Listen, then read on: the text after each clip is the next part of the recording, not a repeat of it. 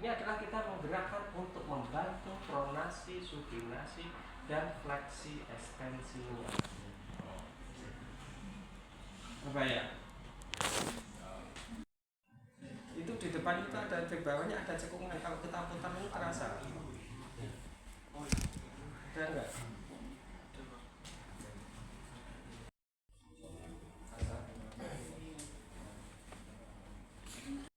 Kita kunci seperti ini dan kita tarik ke arah menjauhi selurus dengan pasumerinya, ya, pasumerinya.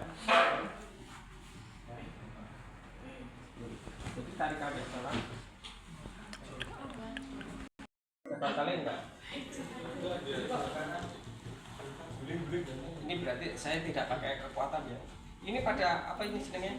Oleh granon. Pegang umbilical seperti ini, kita jepit seperti ini. Ya, kemudian posisikan seperti ini. Kita tarik posisi seperti ini. Nah, ini kita gerakannya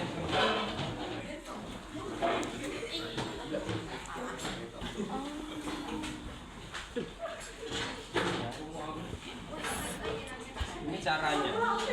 Jadi ini pada oleh granon, ya kan? Kita pegang posisi seperti ini. Nah, ini pegang seperti ini.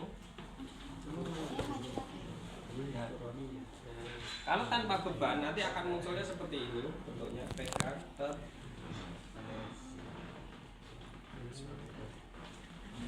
Oke, masuk alam sadar. Inilah yang nanti ketika ini saya dorong ke sana, maka ini akan proses perbentukan. Ini secara klasikal movement. Tapi ada yang namanya teknik poligan itu beda lagi, misalnya tekan tangan mas.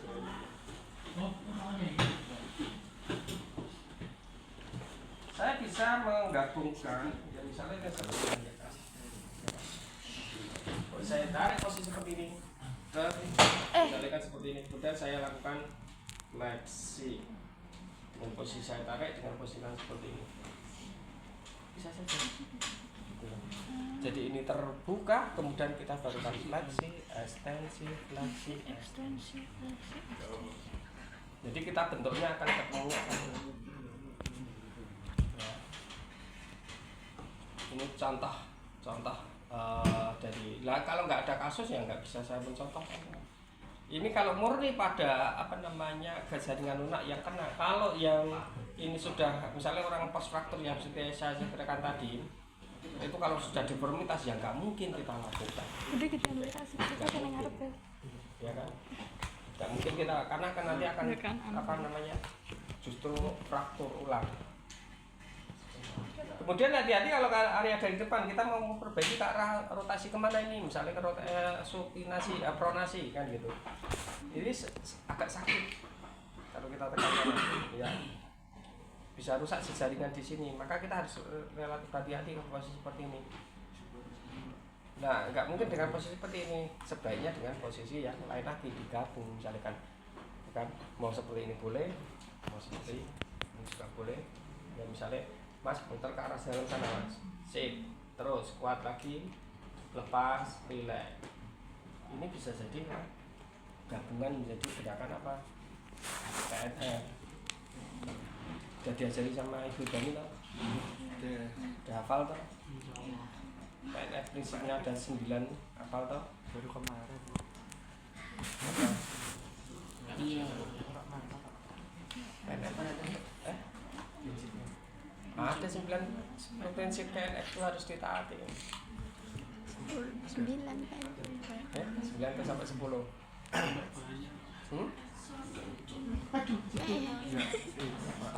Baru masuk Baru praktek.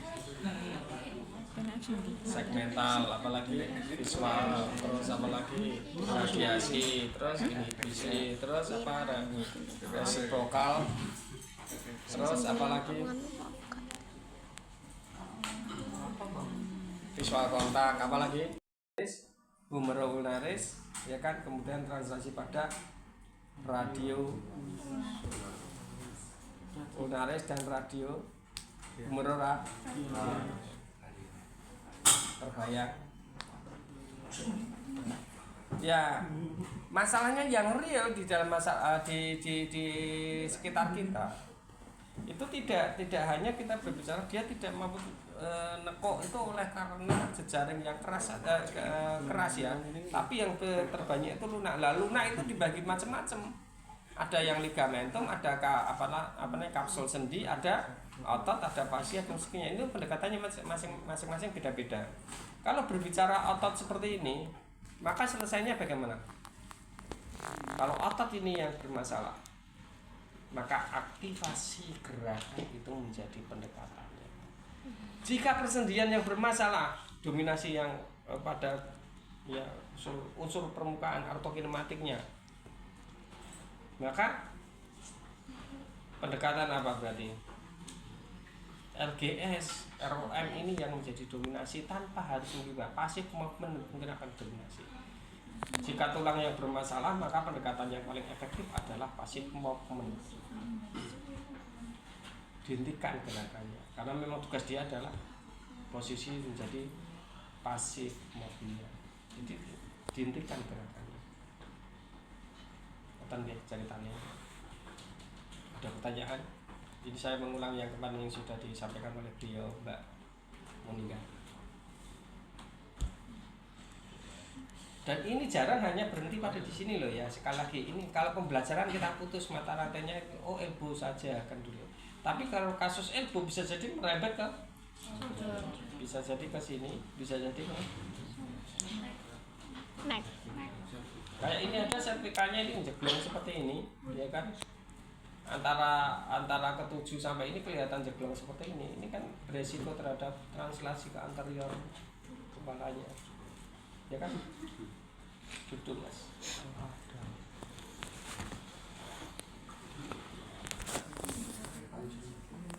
Jeglongnya kan langsung. Dan ini sebenarnya kan ke belakang atas. Nah, ini harus dilatih posisi seperti ini. Misalnya ke sebelah. Nah, itu kan bisa. Nah, model-model seperti ini kadang kan bisa menimbulkan nyeri jajaran ya. Itu sekali lagi macam-macam bentuknya. Seperti yang saya ceritakan pas saya ketemu Anda di ini. Itu ada temuan-temuan. Dan ada pertanyaan?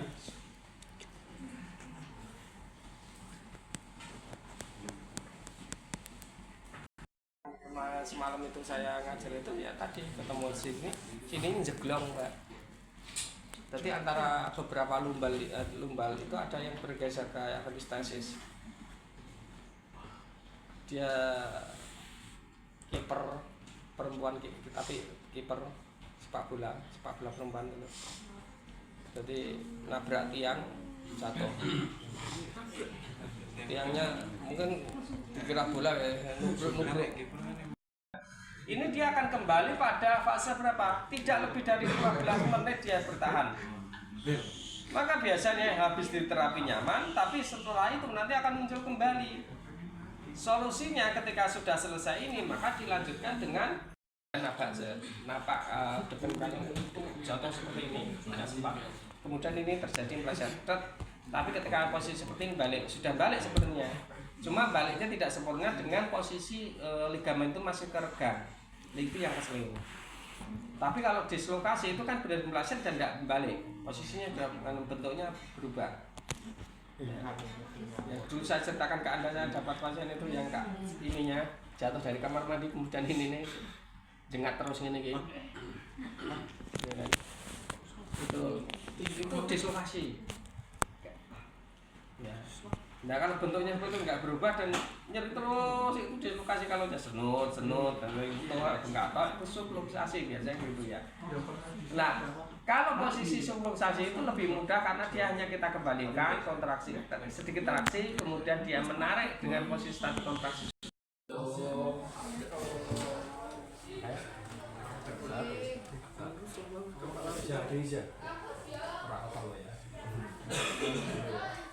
Bayang ya? Tidak lebih dari 5 menit saya pindahkan. Ini seperti ini bentuknya. Pegang dulu, dan ini nggak boleh mengiritasi, dan ini kan perih nanti ya. Kumpulkan ke depan sana, kunci. Oke, dorongannya dari kaki, bukan dari tanganmu mungkin. Kok boyoknya tanganmu sing labil.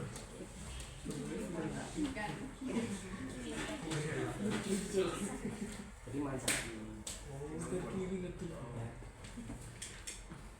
Biasakan efektif energimu. Kalau enggak ya nanti repot. Jadi ini lagi kalau yang bunyian yang lutut gini ya, apa ada yang nonjol tapi itu beda ya, kayak uci-uci itu loh ya. Itu biarkan, nggak usah. Tapi kalau ini yang keras seperti ini, kita lebarkan seperti ini. Kalau yang ini sistem pertulangan di depan beda lagi. Kalau yang kasusnya yang di depan apa? Paling sering itu apa kalau di depan sini yang bermasalah? Ya, pertama sensoris bermasalah, yang kedua ketika sensoris bermasalah nanti motorisnya bermasalah. Nanti akan diikuti karena dia gerak nyeri, tidak digerakkan ya nggak nyaman, nyeluncup terus, akhirnya dia tidak melakukan gerakan. Reaksi yang muncul apa? Setelah itu hipotonus pada otot-otot tenar. Gimana itu? Ini adalah kita dalam posisi segaris dengan persendian radiokarpalis. Tapi kalau kita pegang seperti ini, tapi tangan kita nggak begini ya, enggak, ini hanya menunjukkan biar ada. Seperti ini, maka garis seperti ini adalah di posisi midcarpalis. Paham? Beda nggak? Selisihnya sedikit banget kan? Kalau saya pegang seperti ini tadi apa? Midcarpal. Kalau saya pegang seperti ini adalah lebih radiokarpalis. Loh. Bedanya nek ngendi sih? Pegang. Ini lebih proksimal garisnya. Kalau saya garis ada sepeda enggak? Saya enggak. Ini ya, seolah-olah lurus aja.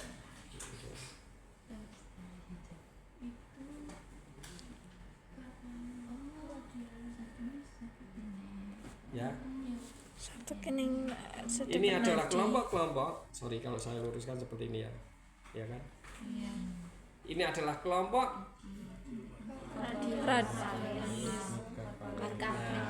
midcarpal radio. Masuk alam sadar. Darah. Berarti kalau saya mau traksi radiokarpalis, maka pegang seperti ini. Kencengkan dulu, pegang. Kalau midcarpal join ketemunya, kunci. Ya. Sama. Kalau mau translasi ketemunya akan seperti ini. Ya, mau apa translasi radiokarpalis? Lihat ini saya. Kita traksi sedikit. Oke. Translasi ke arah anterior dan posterior. Atau kita translasikan, kita lihat traksi dulu. Gitu. Atau midcarpal join kita pegang, sama ketemu. Ya.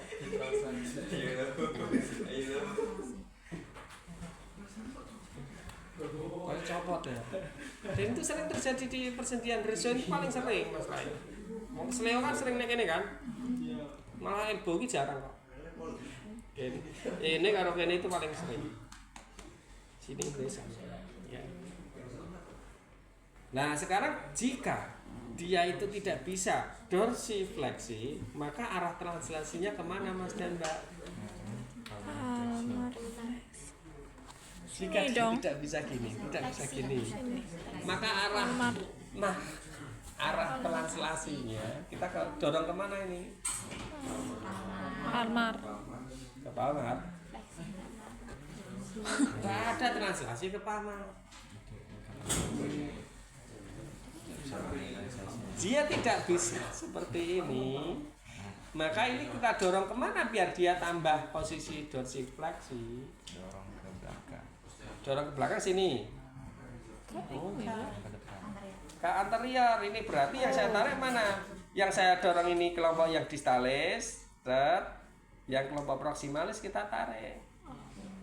Ini nanti akan perbaikan ke arah dorsifleksi. Masuk? Atau pas waktu dia kurang ke sini, berarti kurang ke sini. Maksimal ke atas. Maka yang kita tarik adalah yang kelompok di mana? Distalisnya, yang proximalis kita dorong. Nah, karena bentuk permukaannya itu tadi saya katakan bergeser, bentuk permukaan di pertulangan itu bagian anterior ini lebih proksimal, ya kan? Maka arahnya sedikit miring. Jadi arahnya itu kan seolah-olah gini, ini lurusnya kan gini ya. Ya, ini ranah. Oke. Miring. Termasuk di posisi seperti ini mau translasi, maka arahnya kemana? Campur. Ini kemiringannya kemana?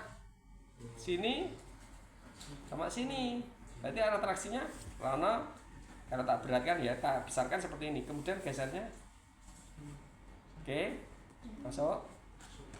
Tidak lurus seperti ini, nanti rusak di sini. Itu habis dimanipulasi kok nyeri ya di daerah pada apa ini namanya? Ini apa namanya? Ini prosesus radius radii.